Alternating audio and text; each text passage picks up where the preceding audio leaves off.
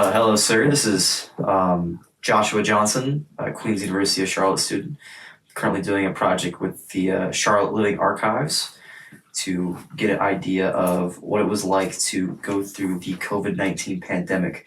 As of this week, there were an average of 58 cases reported in the Charlotte-Mecklenburg County area, which is a decrease over the last which is a 20% decrease over the last 2 weeks.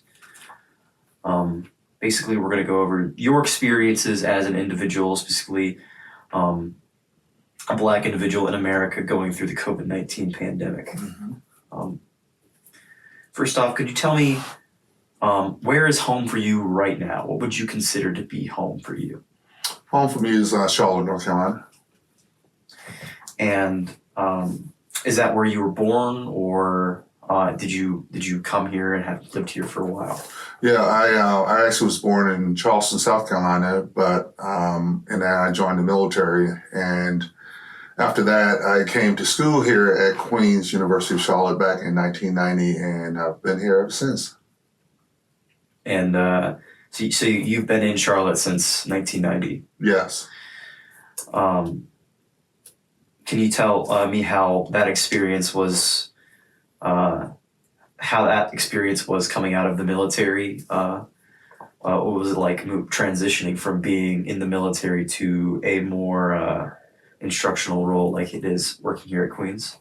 Definitely different. So when I came to Queens in 1990, I was actually still in the military. I came off of active duty, but I still was in the Army Reserves. And so I continued to do that, and just balancing between military and civilian world, and knowing that, it's just a different, it's a different environment.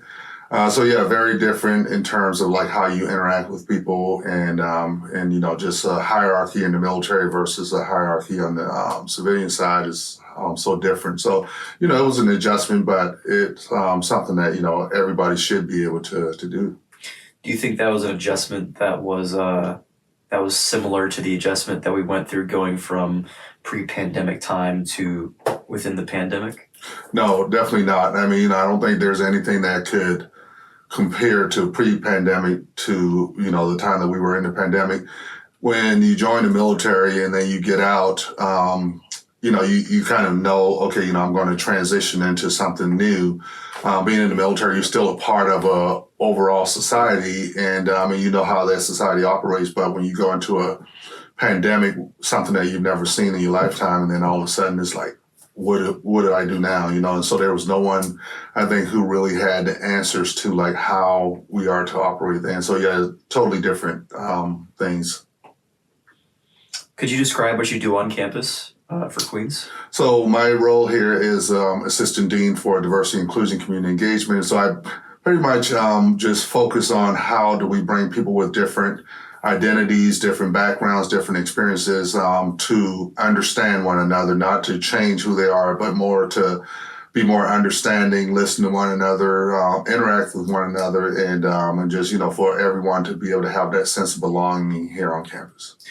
And how did the COVID-19 pandemic change your position here on Queen? How did it affect your ability to reach out to people through the lens of DEI? Yeah, so it was more difficult. We had to figure out how to do it. So anytime we are doing anything related to DEI, it's always better to be in person, and to feel the energy in the room, and be able to look at body language and things like that, to really have a feel for people when you had to go all of a sudden to a virtual means. And, it's just different when you're actually like interacting with people from a standpoint of we're on the camera and we're in different spaces. I also think that a lot of the times that we're doing things related to DEI, we want to have it where people can feel like they're in a space together, and they kind of can trust that the information that's being shared is not going to be getting out everywhere else. But if you are all of a sudden virtual and there's someone else in the room with me at home or wherever I'm at, you may not be as comfortable being vulnerable and opening up and being your true self. So I think it was just more difficult overall to be able to do that and know that people are really bringing their full authentic selves to the conversation. Can you give an example of a time where you were able to that you stepped in and through your DEI leadership role to help someone specifically in an issue related to dealing with the pandemic? Yeah, so I think, as we were going through this and we were trying to figure out what's going on with this pandemic, and I just really remember specifically like the day that they told us that everybody had to go home. That was the last day, and I remember some of the seniors all of a sudden just really torn up because this was their senior year, getting close to graduation, and they're just not sure what was going to happen. And so, just having conversations with a few of them, some of them went and got their cap and gown, and they just wanted to take photos together. And basically, I just kind of, a couple of them having personal conversations with them, just told them, hang in there. This is not really the end of your life. It's really just the start of something that we don't know when it's going to end, but we're going to get through it, and then you're still going to be able to graduate, and then we're going to move on. And so it's just really kind of reassuring people, even though I really wasn't sure, but just kind of giving that support that it's going to be all right and we're going to get through this, because it's a scary time when someone feels like I've spent 4 years in college, I've worked hard for this, I always look forward to this day to graduate, and then all of a sudden this thing happens that I just don't know what's about to happen. So I think there's probably more incidents that I can think back on, especially, as we were in the pandemic, we had, some of the racial reckoning that was going on across the country, and just having conversations around those things as well. But I think, specifically related to the pandemic, I think that day that we were told we were going home and having those conversations with people, I think that was probably one of the most impactful, just because of the look on some people's faces that, I just don't know what's happening. And so I think that's, one that comes to mind first. Stepping away from DEI and more to your personal life, how did the pandemic change your sort of personal routines? Going from A to B every day, and then you kind of have to change the way you live. The pandemic kind of altered almost every aspect of her life. Could you speak to how the pandemic changed your life? Yeah, so it was, I remember, because I think it was a Friday when they told everybody to go home, and then I remember getting the phone call from my boss saying, don't come in on Monday. And so, that week I was just kind of working through it, okay, we don't go to work. I'm just going to go and, sit at my computer and do something. And, and instead of getting into a routine that I normally do, I'm getting up and I'm going through my normal routine. And then now I'm getting up, I'm going and walking outside, sitting down outside for a minute, just reflecting what's going on, what's my next move for today, knowing that I still had work to do, but just, my family was at home also. My son was working in the admissions office here, and my daughter was a student here, and my wife was a school teacher. So we're all at home in our own little spaces, figuring out what are we doing? And then we would come together whenever we would get a break, and we would come together, just kind of chat for a while, and then we would go back to our areas where we were working in the house. But yeah, it just took a minute to kind of figure all that out and figure out what this looks like. After a while, it became a little bit more routine where, okay, I know I'm going to, get up, I'm going to take a shower, I'm going to go through this routine, I'm going to go sit at my desk. We started having more meetings and things like that, because at first, when it first came about, it almost feels like the whole world just stopped. There wasn't a whole lot of, the meetings that we normally have across campus, people weren't really sure what was going on. And so we weren't really having as many meetings to go to. And then, after a while, it just became a little bit more routine. And, just figuring out, I'm sitting at home, and normally, when I'm at work, I know that, okay, I'm going to take a lunch break at this point, and then I actually really take a lunch break, right? But at home, I found myself, I would go in the kitchen and fix me some lunch, and then I would come back and I would sit at my desk, and I wasn't really even taking the breaks that I normally would take because, it's just like, I'm working at home and I'm not used to this. And it's the fact that my computer is right there and it's just too easy to keep working.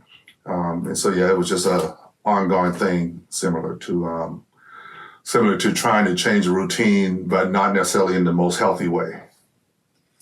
So for many, dealing with the isolation of the COVID-19 pandemic was a major struggle. Would you say that dealing with isolation was a big struggle? And if it was, how did you deal with isolation? Yeah, isolation was a struggle. I'm an extrovert. I get a lot of energy from interacting with people. And even though I had my family at home, after a while you can have that love-hate relationship with your family because it's like, wow, this is all we're seeing every day, and I mean, for a while, not even being able to go to the grocery store just to at least see some different people. And so, yeah, it was a struggle. And then, they slowly started having where, people can go to the grocery store and do things. We started walking a lot more in the neighborhood. My family and I, we would start walking a lot in the neighborhood, and then we would see other people who were our neighbors that we never really even saw before, not necessarily like next door neighbor, but people who live like right in the general vicinity. You might see them sometimes in a car passing by the house or whatever.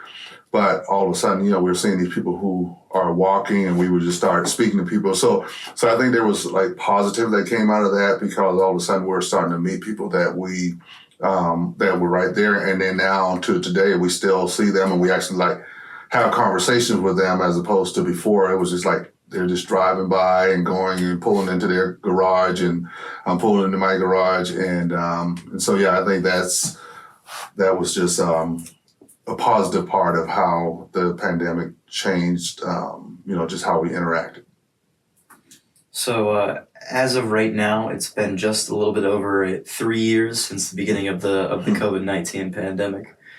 How is your life? How would you say your life has changed overall in these past 3 years? Yeah, so I would say that, during the pandemic, it, allowed me more time to just to really reflect, slow down and reflect. I'm a big bird watcher, so I've got bird feeders in my backyard. And so I would sit in the backyard a lot and just, watch the birds but as I'm watching the birds, I'm not really concentrating on the birds. I'm just like reflecting on things and reflecting on nature and reflecting on everything else. And so I think it put a lot of things in perspective, just knowing that this thing came out of nowhere and anything can come out of nowhere.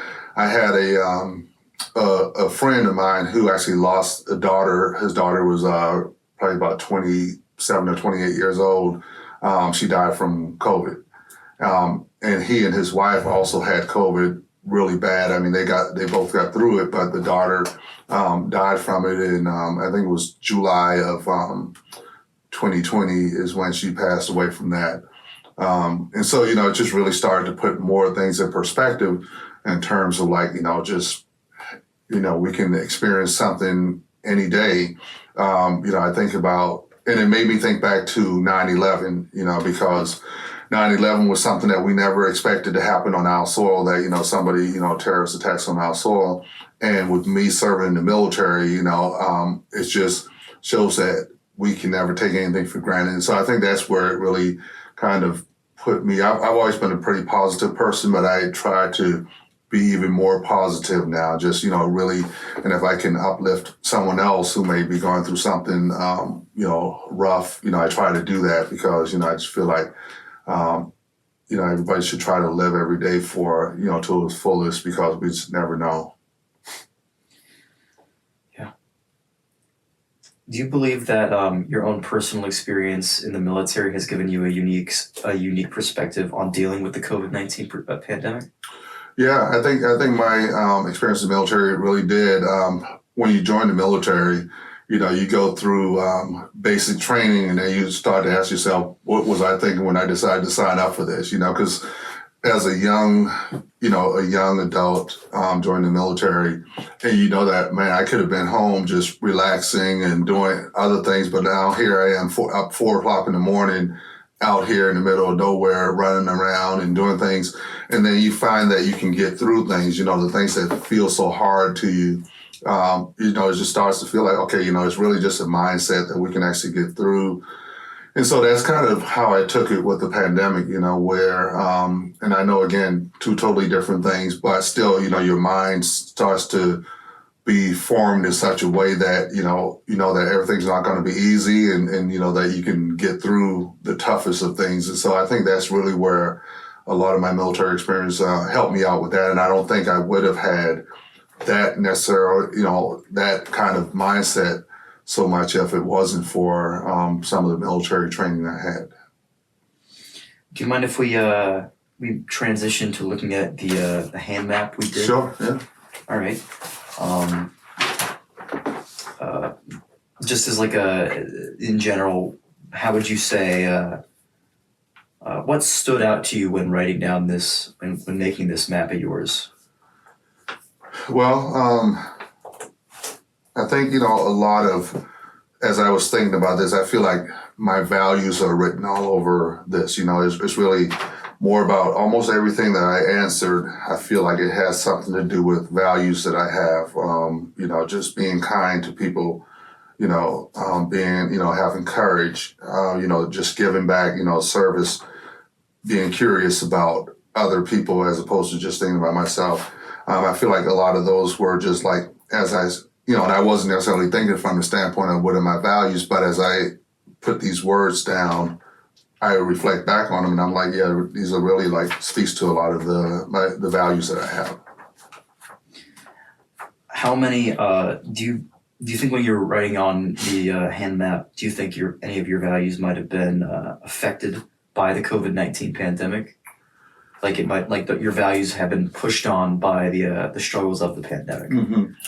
I would say probably not. I think I would say that I was lucky to have some of the values that I already did, which probably helped me to get through some of the pandemic. I've always been somebody who cared about other people, always been someone who worked hard and, had some resilience and knowing that, I can make it through things. And so I think it just maybe highlighted more of some of those values that, just like you have to kind of lean on your values whenever things get hard. Have any of those values, have they been sort of reinforced by the lessons we learned in the pandemic? Yeah, I think more of the resilience and seeing resilience in other people. I've always seen myself to be pretty resilient, but I think it allowed me to look at other people more and see the resilience that other people have as well. And it was always an ugly sight to see, when they would interview somebody, someone on their hospital bed and, that person would just, continue to fight and they would be, positive and things like that. And so I think looking back at some of that, thinking about essential workers who had to go to work, but then you go into a place and they were still pleasant, it's like, they're the only ones who have to go to work and they're still pleasant. So I just think that looking at other people, it was really highlighted that, the resilience and, what other people did for us during the pandemic was what was highlighted more. One last question before we finish up. Looking at the hand map and thinking about everything that you went through in the last 3 years, what do you think what's in the future for Darryl White? The future is, I always feel like the future is bright.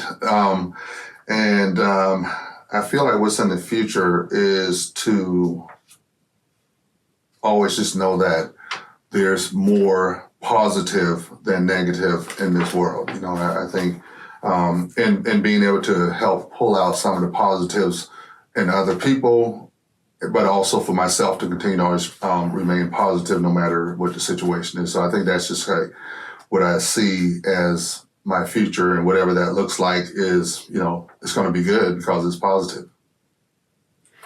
All right. Thank you for taking time to talk to us today, sir. This was the Living Archives in Charlotte. I was Joshua Johnson, and this was Darryl White. It was nice talking with you today, sir. Thank you. Appreciate it.